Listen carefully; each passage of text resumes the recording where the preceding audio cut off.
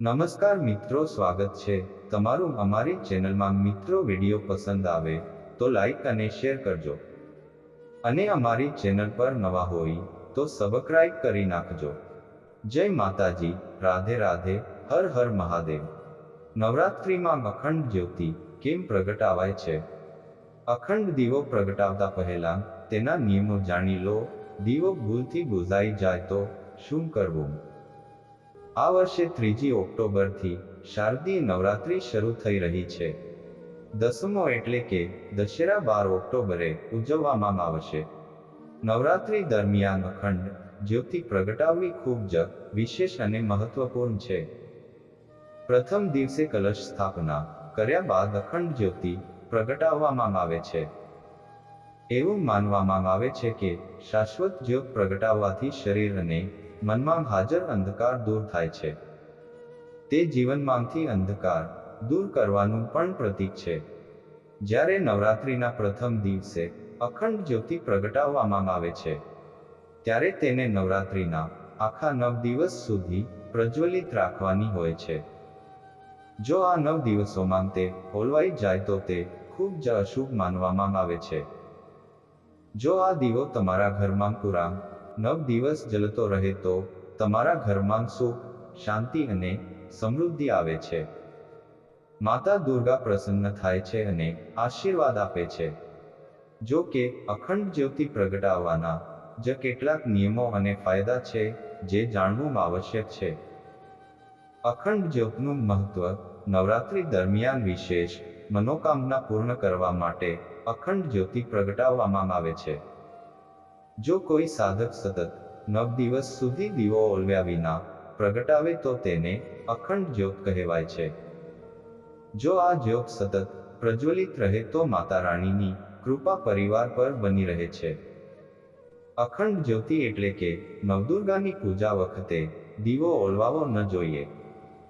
એવું માનવામાં આવે છે કે શાશ્વત જ્યોત પ્રગટાવવાથી દેવી માતા પ્રસન્ન થાય છે।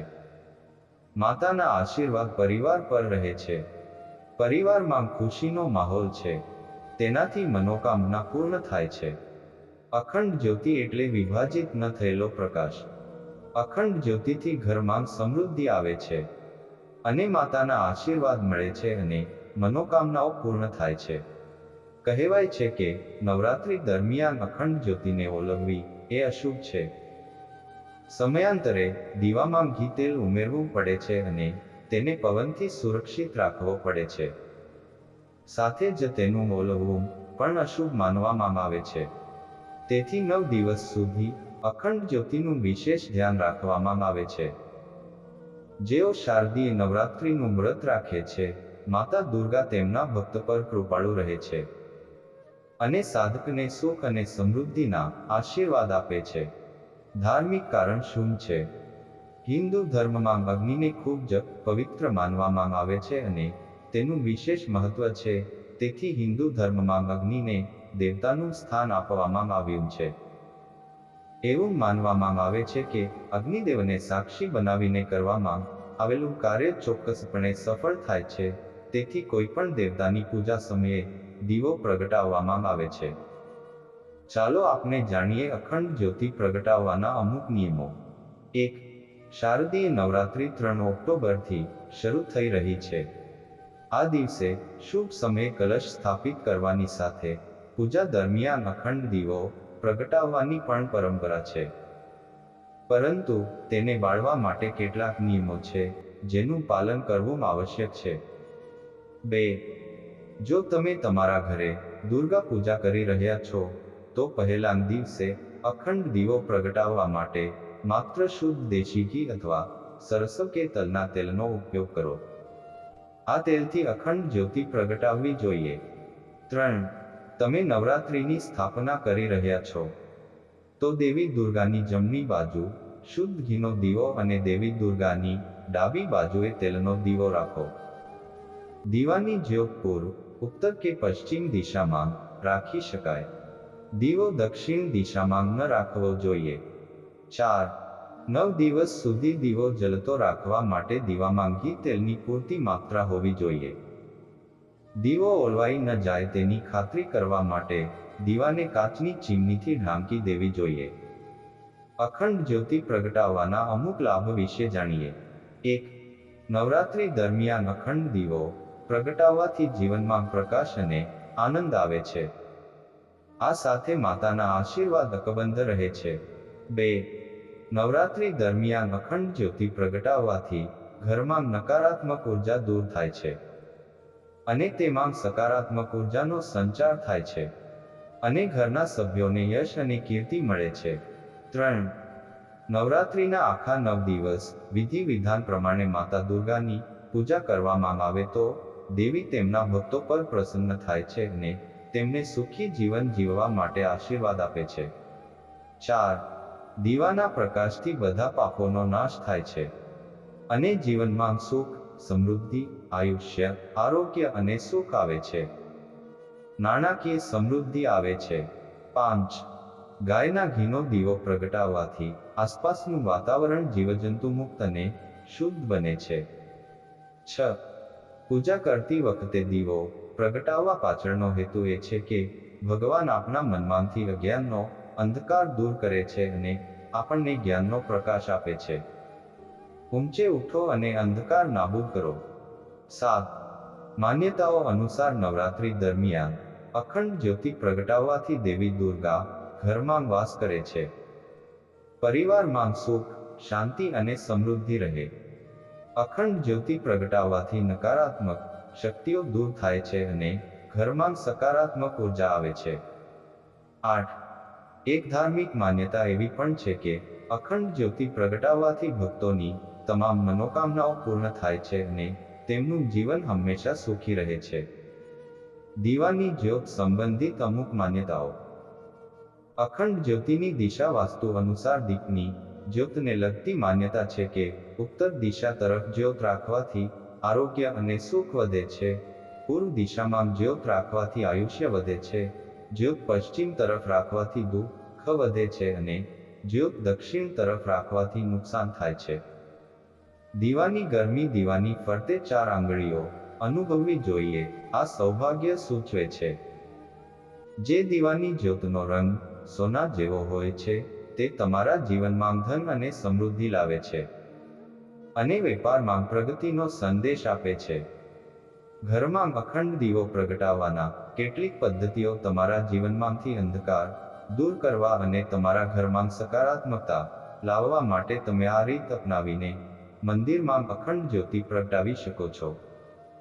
શાશ્વત જ્યોત પ્રગટાવવા માટે તમારે પિત્તળના દીવાનો ઉપયોગ કરવો જોઈએ. ધાર્મિક દૃષ્ટિએ દીવાને ખૂબ જ શુભ ધાતુ માનવામાં આવે છે. જો તમારી પાસે પિત્તળનો દીવો ન હોય તો પકવેલી કે કાચી માટીમાંથી બનેલો હોય તેવો અખંડ દીવો પ્રગટાવી શકાય છે. પરંતુ આ માટે તમારે પહેલાથી જ દીવાના વાસણને પાણીથી સારી રીતે સાફ કરી લેવું જોઈએ. અખંડ દીપક પ્રગટાવતા પહેલા સંકલ્પ પણ લેવો પડશે. આ ઠરાવ કંઈક આવો હશે: હે માતા, હું તમારા દરવાજે આસ્થાનો આ શાશ્વત દીવો પ્રગટાવી રહ્યો છું. તમે કૃપા કરીને આનો સ્વીકાર કરો અને અમારી ઈચ્છા પૂર્ણ કરો. સંકલ્પ લેતી વખતે એ પણ જણાવો કે તમે કેટલા દિવસ સુધી અખંડ દીપક પ્રગટાવો છો. દીવો જમીન પર ન રાખવો. જો તમે તેને સ્વચ્છ પથ્થર અથવા લાકડાના પ્લેટફોર્મ પર રાખો તો તે વધુ સારું રહેશે. દીવો હંમેશા મંદિરની જમણી બાજુ રાખો અને ધ્યાનમાં રાખો કે દીવાની જ્યોત પવનના સંપર્કમાં ન હોવી જોઈએ, નહીં તો તે બુઝાઈ શકે છે. દીવો પ્રગટાવતા પહેલા નક્કી કરો કે તમારે અખંડનો દીવો ઘીથી પ્રગટાવવો છે કે તેલનો. જો તમે તેલનો દીવો પ્રગટાવતા હોવ તો તલના તેલનો ઉપયોગ કરો અને દીવા માટે વાટની પસંદગી પણ કાળજીપૂર્વક કરો. મોલીની બનેલી વાટનો જ ઉપયોગ કરવો વધુ સારું રહેશે. આમ કરવાથી એક વાટ ઘણા દિવસો સુધી ચાલશે. અખંડ દીવો ઓલવાય નહીં તે માટે તમારે દરરોજ થોડી વારે દીવાની વાટ વધારવી પડશે.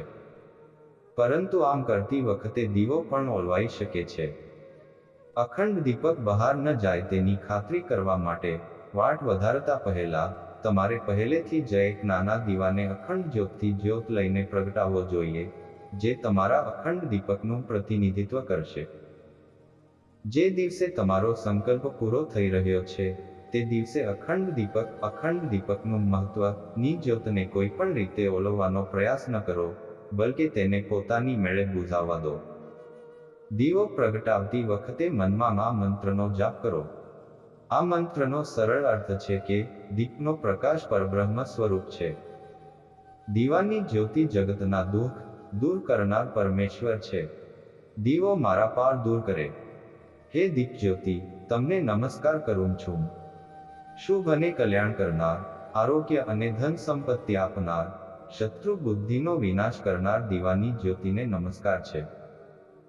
અખંડ જ્યોતિ નીકળી જાય કે બુઝાઈ જાય તો શું કરવું? નવરાત્રિ દરમિયાન કલશની સ્થાપના સાથે દેવી દુર્ગા માટે અખંડ દીવો પ્રગટાવવામાં આવે છે.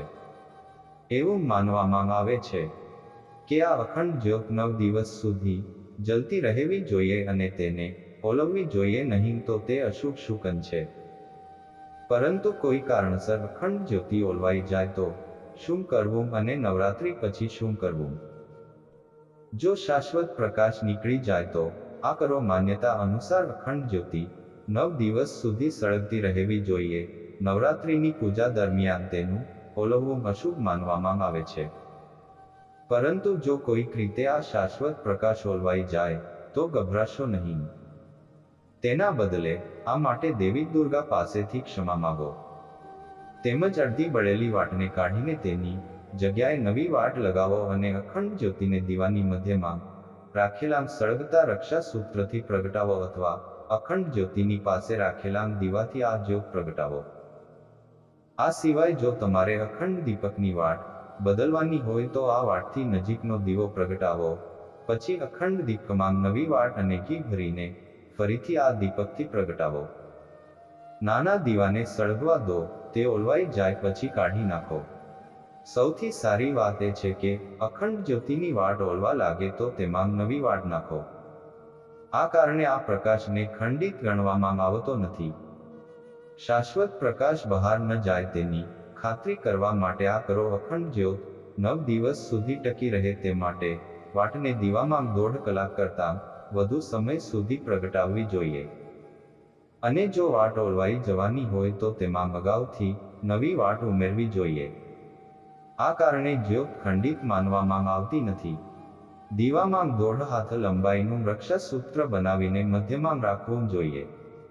જેથી કોઈ કારણસર દીવો ઓલવાઈ જાય તો સળગતા રક્ષા સૂત્રથી જ્યોત પ્રગટાવી શકાય. નવરાત્રિ પછી અખંડ જ્યોતિનું શું કરવું? આ ભૂલ ન કરો. નવરાત્રિના 9 દિવસ પૂરા થયા પછી પણ જો દીવો બળતો રહે તો તેને ફૂંક મારીને ઓલવવો નહીં, પરંતુ શાશ્વત જ્યોતને પોતાની મેળે જ બુઝાવવા દેવી જોઈએ. મિત્રો, જો આ વિડીયો તમને પસંદ આવ્યો હોય તો વિડીયોને એક લાઈક કરજો, ચેનલને સબસ્ક્રાઇબ કરજો અને બાજુમાં આપેલ બેલ આઇકોન પ્રેસ કરી ઓલ પર સિલેક્ટ કરી લેજો, જેથી તમને વિડીયો નોટિફિકેશન સૌથી પહેલા મળતી રહે. અને કોમેન્ટ બોક્સમાં જય શનિદેવ, હર હર મહાદેવ જરૂરથી લખજો. વિડીયોને છેલ્લે સુધી જોવા બદલ આભાર.